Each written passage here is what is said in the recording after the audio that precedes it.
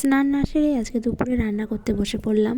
তো মায়ের আজকে একটু কাজ ছিল, মা নিজের কাজ করছে আর আমাকে বললো একটু রান্নাটা করে দিতে। তো অল্প কিছু রান্না করার ছিল দুপুরে, এই কারণেই রান্না করতে বসলাম। বিয়ের আগে বলো বা পরে আমি সেরকম একটা রান্না করিই না। তো এই বাড়িতে আসলে মায়ের রান্না করে, আর আমার শ্বশুরবাড়িতে গেলে শাশুড়ি মাই বেশিরভাগ রান্না করে। টুকটাক হাতের কাছে গুছিয়ে দেওয়ার কাজটা থাকে আমার।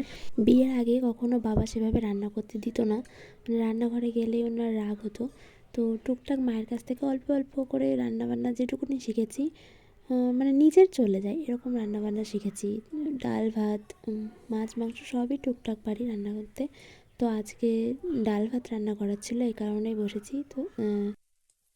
তো এদিকে দেখো মসুরির ডাল করেছি টমেটো ও ধনেপাতা দিয়ে, আর করেছি পেঁয়াজের কালি ভাজা আলু দিয়ে, আর হলো বাঁধাকপি ভাজা।